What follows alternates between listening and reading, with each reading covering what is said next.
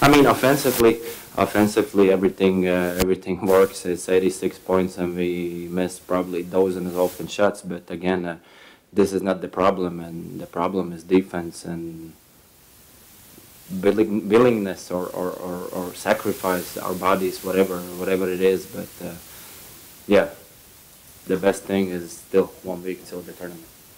Thank you. Any questions?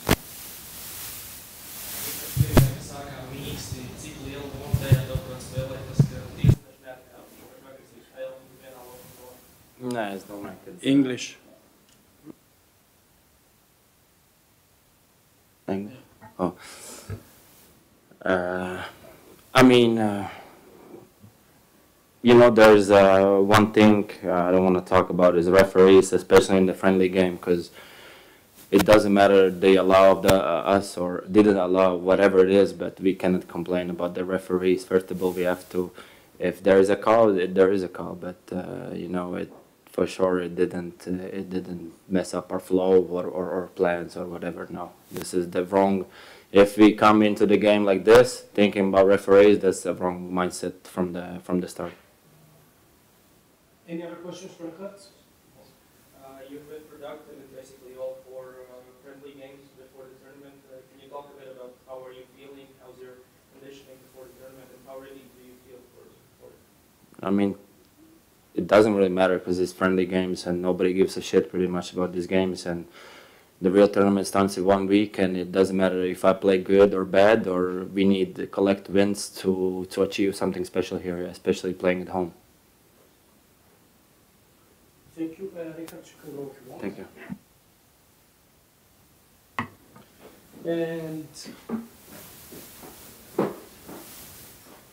And now a comment from the coach, Mr. Luca Banchi. Hello, everybody. I saw a difficult approach from our side to find the right energy to compete with their aggressiveness. The Greece offense was extremely productive. I believe they built their win through a very aggressive and effective defense. At the beginning, you know, numbers talks. We gave up a 61 point at the halftime, more than 30 in the first quarter. Of course, not a promising signal for us, despite we will continue to be, according with our characteristic, probably a more scoring-oriented team than a defensive team. We need to understand the urgency approaching the tournament to have a different level of sacrifice as a team. Not simple to play against this Greece, not simple to match such a kind of physicality as we saw, and also the characteristic of their lineup with a special player like Giannis, who's capable to create advantages by himself for the teammates. But we absolutely want to use all preparation games, all days we have before the tournament to achieve the best general condition possible. We talk about technique, tactic, we talk about the general shape, staying healthy, but also staying mentally positive to find the proper inertia during the tournament. Because as you understand, those games are only, you know, just to feel the let's say the structure of the team and the working modality of the team. From our side, for sure, a lot of stuff to correct, and we were coming from 2 very promising performances in our home games against Lithuania and Slovenia. We want another tough opponent, and we have in this tournament, but the way we approached the game tonight was not at the level we expect and the level of efficiency that Team Greece proved tonight. Questions? Yes. Well, a question in 2 parts. First of all, how not having Rodi on in the lineup changed your defensive approach against Giannis? And the second part of the question, can you please talk about why didn't he play today, about the reason? Yeah, we used this tournament as a deadline to evaluate his general condition. It was a long period where we tried to recover him. He will go for surgery. So his experience for this season in national team, it's over. Of course, that's news of the last moment. We are actually facing that emergency since day one. It's up to us to find solution and try to explore into our arsenal the possibility and alternative. That is the, is a very specific player. You cannot have a clone of Rodi Kurucs, but everybody can make one step ahead to compensate. I believe that we have to take clear in our mind that especially on a defensive end, it's a matter of effort, concentration. We have to combine such a detail and make our specificity efficient. We will never, ever become the most physical and athletic team in Europe. We are not, and we will never become, okay? But at least we have to compensate with other qualities. So actually, not having Rodi has to make everybody, starting from the coaching staff, our fans in a supporting modality, every single player, conscious that we need one extra effort to compensate everything, and especially during the tournament where there are nights where probably you cannot score. Remember the first quarter against Slovenia, no? After we had a great night against Lithuania, second game with Slovenia, we were not scoring anything, even easy open shots. But no matter what, you have to generate a solution, collect, stop, being proactive defensively, and then little by little the game arrived to you. Also tonight, during especially the third quarter and beginning of the fourth quarter, I had the feeling that we were little by little adjusting, but we were not so sharp, so focused, so precise to use the opportunity we had on the court. So I believe that playing the tournament without Rodi has to make all of us in mission. And the task is, to compensate this absence. We already proved before that we were capable to perform despite the absence of some of our best players. So it's a matter just as a team to find a solution.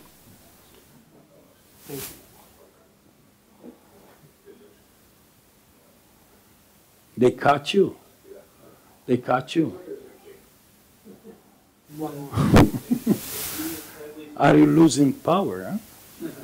In the previous friendly, we managed to find KP a lot in the mismatch post-ups. Yeah. It didn't seem to go that way. No. Why do you think that happened? He himself mentioned that we had a bad system. Okay, so he gave you a solution.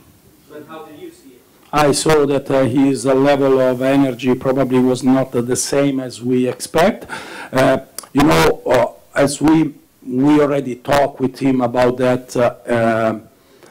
He's a target. Let's say certain special players who will make unique the next edition of Eurobasket will make the fans super excited. But on the other hand, you have to think that every single team who will play against this superstar, they will try to find adjustment. And tonight, for example, I saw Team Greece extremely determined to collapse the paint, to create a lot of density around him. They were pro-aggressive. Every time he had a 50-50 ball around the basket, they were jumping on him, something that has to improve the quality of our passes, the quality of our spacing. But I believe it's correct also if we talk about the defensive end, where everybody needs to make a better job, to make the team efficient. So I believe a good test. for everybody to understand that such small details can really affect a lot our efficiency, because only from the stop we can run the floor as we like, because only from the stop we can absorb the moment where we miss some shot, and also because some advantages that we are good to create through our mobility against such a level of aggressiveness and physicality are minimized by the defensive rotation, the aggressiveness, so you have to be very accurate how you set the screen, how you make a pass. So it's also a matter of timing, not only spacing, to be efficient when you face such a type of aggressiveness. And in case of KP, will be bread and butter. I mean, every single game he will face such a type of aggressiveness. We are already feeling during the preparation games will be even tougher during the tournament. Thank you very much, Coach. You're welcome. See you tomorrow. These two are yes.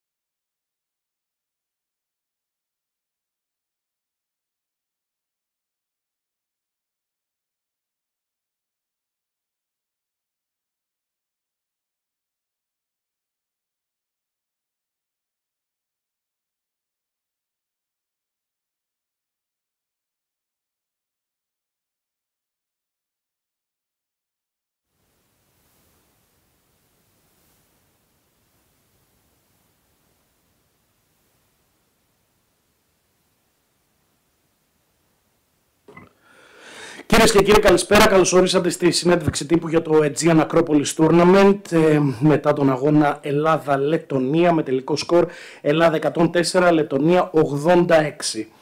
Πρώτα θα ακούσουμε ένα σχόλιο από τον παίκτη της εθνικής μας ομάδας, τον Αλέξανδρο Σιμοντούροφ. Καλησπέρα και από μένα. Ήταν ένας πολύ δύσκολος αγώνας. Είχαμε προετοιμαστεί κατάλληλα. Ακολουθήσαμε το πλάνο που μας είχαν πει οι προπονητές και δεν αφήσαμε τη Λετονία να παίξει τόσο πολύ το παιχνίδι στο πρώτο ημίχρονο. Και λέξαμε τα rebound και βάλαμε κάποια σουτ παραπάνω και κερδίσαμε.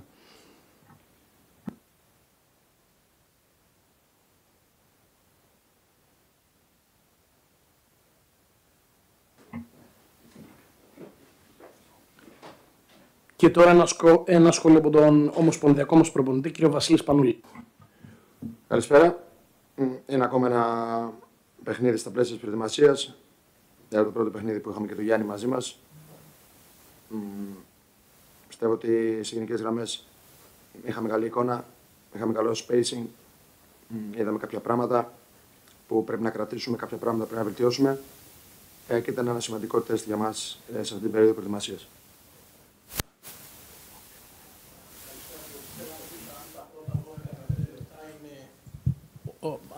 Όσο πιο κοντά σε αυτό που θέλετε να δείτε από την εθνική γενικά. Και ένα δεύτερο σκέλος, επειδή συμφωνήσατε νομίζω με τον coach Μπάνκι να παίξετε με 14 παίκτες, αν έχει έρθει η ώρα να το δούμε αυτό και σε επίσημα τουρνουά. Ευχαριστώ. Πιστεύω ότι γενικά, όχι μόνο τα πρώτα λεπτά, ήταν μια εικόνα που σε γενικές γραμμές μου άρεσε. Ίσως κάναμε κάποια παραπάνω λάθη στην άμυνα σε θέματα επικοινωνίας. Ήταν η πρώτη φορά που είχαμε περισσότερα rebound σε αυτά τα φιλικά προετοιμασίας. Είχαμε καλό ποσοστό στα τρίποτα και πολύ καλό συσχετισμό assist και λάθη. Κάναμε καλές επιλογές. Απ' την άλλη, θεωρώ ότι κανένας δεν ξέρει το πόσο καλά δουλεύουν τα παιδιά πίσω από τα φώτα. Τα παιδιά καθημερινά δίνουν αγώνα, παλεύουν. Πιστεύω ότι θέλουν το καλύτερο για την πατρίδα τους, όπως και όλοι μας. Και αυτό θα προσπαθήσουμε να κάνουμε στο Ευρωμπάσκετ. Πιστεύω ότι είναι πάρα πολύ σωστό. Νομίζω το έχει πει ο coach Ιτούδης παλιότερα. Πιστεύω ότι σε ένα τέτοιο τουρνουά που παίζει σε 5 αγώνες 7 μέρες ή 7 αγώνες 8, πώς θα παίξει σε 12 μέρες, πρέπει να πρέπει να καθιερωθεί και πιστεύω είναι πολύ σωστό.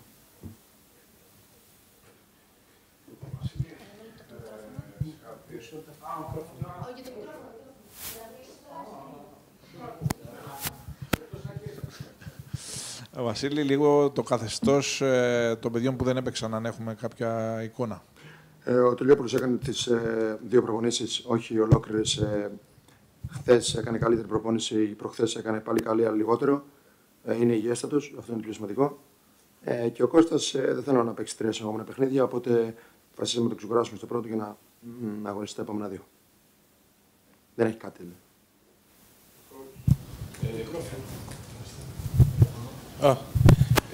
Είναι δεδομένο η αλλαγή επίπεδου με το Γιάννη. Εκεί ήταν τα μάτια όλων. Αυτό το ποσοστό ευστοχίας στα τρίποντα, πιστεύεις ότι η παρουσία του Γιάννη δίνει μεγαλύτερη αυτοπεποίθηση και συν τη δουλειά που γίνει στο σουτ στην προπόνηση για αυτά τα 8 στα 12 στο πρώτο ημίχρονο, 14 στα 26, γιατί ήταν λίγο ανησυχητικά τα ποσοστά που είχαμε στα προηγούμενα φιλικά. Δηλαδή... ανησυχητικά για εσάς, όχι για μένα. Εγώ δεν ανησυχούσα καθόλου. Γενικά έχουμε μια ανησυχία όταν τα πράγματα δεν πάνε καλά και μια εφορία όταν τα πράγματα πάνε καλά. Για το σουτ μιλάω συγκεκριμένα, δεν είναι. Για το σουτ μιλάω. Ναι. Για μένα πιο πολύ με ενδιαφέρει που βγάλαμε στα προηγούμενα τουρνουά ελεύθερα σουτ, που για μένα είναι πάρα πολύ σημαντικό. Από εκεί πέρα, πολλές φορές το σουτ είναι θέμα ικανότητας, ημέρα, σε ρυθμό. Σίγουρα συμφωνώ απόλυτα μαζί σου ότι τα παιδιά σίγουρα παίρνουν ψυχολογία από καλό spacing και από με το Γιάννη. Αλλά από εκεί πέρα ξέρουμε όλες τις ικανότητες των παιδιών και θα υπάρξουν μάτς που δεν θα βάλουμε, όπως ήταν με το Μαυροβούνιο και πρέπει να βρούμε τον τρόπο να κερδίσουμε, γι' αυτό ήταν ένα πολύ καλό τεστ. Υπάρχουν μάτς που θα βάλουμε και τότε θα είναι πολύ δύσκολο να μας κερδίσεις. Από εκεί πέρα όμως πρέπει λίγο κάποια λαθάκια στην άμυνα που κάναμε που είναι λογικό για την εποχή. Αλλά μου άρεσε πάρα πολύ ο τρόπος που τρέξαμε, που ανοίξαμε το γήπεδο. Μου άρεσε πολύ όλα αυτά που δηλώνουμε στις προπονήσεις, το spacing που είχαμε με τον Γιάννη μέσα. Η αυτοπεποίθηση όλων των παιδιών αντίπλα στο Γιάννη. Κανένας δεν είχε κάποιον δισταγμό όταν πήρε την μπάλα, είτε να σουτάρει είτε να δημιουργήσει κάτι άλλο για ένα συμπαίχτο. Και μου άρεσε πάρα πολύ αυτό. Όπως μου άρεσε πολύ και στο transition που όταν είχε την μπάλα ο Γιάννης, όλοι έφευγαν, κανένας ζητούσε την μπάλα, γιατί το έχουμε δει αυτό το φαινόμενο. Όλοι ανοίγονταν για να αφήσουν τον Γιάννη να δυσδύσει ή να δημιουργήσει ένα σκοράρι. Οπότε είδαμε και τα καλά πράγματα και πιστεύω θα τα δείξουμε και στους παίχτες και όπως και θα δείξουμε και αυτά που δεν κάναμε καλά. Εγώ.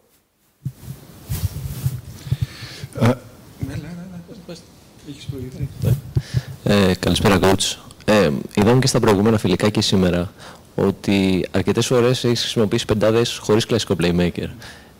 Είτε με τον Λαριτζάκη, με τον Ντόρσεϊ, ακόμα και όταν ήταν ο Σλούκας στην πεντάδα, ο initiator ήταν ή ο Λάρη ή ο Ντόρσεϊ. Είναι κάτι που όντως το σκέφτεσαι και για τα φιλικά, για τα επίσημα παιχνίδια, ή είναι κάποιο πείραμα που θες να δεις κάποια άλλα πράγματα? Όχι, δεν κάνω πειράματα. Δεν είμαι αυτή τη στιγμή να κάνω πειράματα. Σίγουρα δοκιμάζω πράγματα. Από εκεί πέρα όμως πιστεύω ότι έτσι που πάει το σύγχρονο μπάσκετ στη δικιά μου φιλοσοφία είναι ότι πιστεύω όλοι οι γκάρτ μπορούν να κατεβάσουν την μπάλα. Ακόμα και ο Γιάννης μπορεί να είναι ένας point center, point forward όπως θέλει το πέστο. Πιστεύω ότι το μπάσκετ έχει φύγει από αυτό το παλιό 1, 2, 3, 4, 5. Πιστεύω ότι δεν έχουμε κανένα πρόβλημα να κατεβάσουμε την μπάλα και με άλλα παιδιά. Είναι κάτι που προσωπικά μου αρέσει. Όλοι οι παίχτες πρέπει να μπορούν να κατεβάζουν την μπάλα, όλοι οι παίχτες πρέπει να σουτάρουν, να απειλούν, όλοι πρέπει να παίζουν άμυνα, επίθεση. Το μπάσκετ έχει αλλάξει, έχει γίνει σύγχρονο και όλοι πρέπει να μείνουν και να επιτίθενται. Όλοι πρέπει να σουτάρουν, όλοι πρέπει να απειλούν. Άσχετα αν είναι κάποιο καλύτερο ή χειρότερο στέρ, για μένα δεν μου αρέσει καθόλου κάποιο να διστάζει. Μου αρέσει πολύ να έχουν αυτοπεποίθηση, ακόμα και αν δεν τα βάλουν, τουλάχιστον να έχουμε καλύτερες προϋποθέσεις για αμυντικό transition και αμυντικό rebound. Ωραία. Ο Θάνος ήταν proactive και μου πήρε τη μισή ερώτηση. Η άλλη μισή ερώτηση που ήθελα να κάνω εγώ τουλάχιστον coach έχει να κάνει με το γεγονός ότι δεν ξέρω αν θα συμφωνήσει ή όχι. Η χώρα η οποία έχει παράξει το Σπανούλη, το Διαμαντίδη, τον Παπαλουκά και όλους αυτούς τους μεγάλους γκάρτ και πριν από εσάς, σε αυτή τη γενιά, γιατί δεν έχει γκάρτ? Πιστεύω, και ήθελα να το πω αυτό και μου δίνεται ευκαιρία, ότι για μένα το ότι έβγαλε η Εθνική Νέων 3 παιδιά που γιατί βάζουν τον Αβδάλα μέσα από την Εθνική Ανδρών είναι μεγαλύτερο επίτευγμα πέρα μετάλλιο. Πιστεύω ότι αυτό πρέπει να κάνουμε στις μικρές ηλικίες, δεν είναι να κυνηγάμε τους τίτλους, αλλά να κυνηγάμε να βγάζουμε παιδιά. Και αυτό το έχουμε πάρα πολύ στην Ελλάδα, γιατί βλέπω γενικά μεγάλη ανησυχία για το ποιος θα πάρει τον τίτλο και Πια βλέπεις ότι πάμε πολλές φορές στο ομαδικό μπάσκετ, ενώ πρέπει να βγάλουμε ταλέντα. Πιστεύω ότι πρέπει να αφήσουμε τα παιδιά να παίξουν, πρέπει να αφήσουμε τα παιδιά να κάνουν λάθη, πρέπει να αφήσουμε τα παιδιά να σουτάρουν, να παίξουν ανασμένα, να τρέξουν. Γιατί πρέπει να το μπάσκετ έχει αλλάξει και εμείς πάμε πολλές φορές ακόμα στην πολλή πάσα και στο πολύ σκεπτόμενο μπάσκετ. Και πιστεύω ότι το μπάσκετ μας προσπερνάει. Γενικά είμαστε ένας λαός και μια χώρα που βγάλαμε πάρα πολύ μεγάλους παίχτες, τους καλύτερους στην ιστορία του ευρωπαϊκού μπάσκετ. Αλλά πιστεύω ότι το μπάσκετ αλλάζει. Πιστεύω ότι πλέον το μπάσκετ πάει σε πολλές κατοχές, οπότε πρέπει να ανοιχτεί στα λάθη και στους μικρούς και στους μεγάλους. Πάει στο ταλέντο, οπότε πρέπει να ανοιχτεί κάποιες φορές που κάποιος θα κάνει λίγο παραπάνω τρίπλα. Και εμείς έχουμε και το προνόμιο να έχουμε και την πάσα σαν χώρα, να έχουμε το μυαλό. Οπότε, άμα συνδυάσουμε όλα, θα είμαστε καλύτεροι.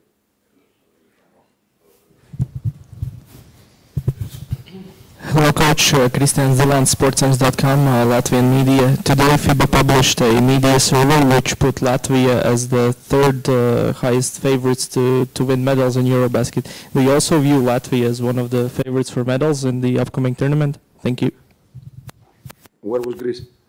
What? Fourth? Okay. I'd like to be more down. Latvia is a great team. It's a very difficult team to play. They shoot everybody. They are very dangerous in the transition. They play very quick and they are great in transition. And they are a very modern team, a very difficult team with five that they can stretch the floor and he has unlimited range. And they will be very difficult team to beat in Eurobasket. But I think same as well. Like also Greece will be very good and dangerous team. Ευχαριστούμε πολύ. Ευχαριστώ.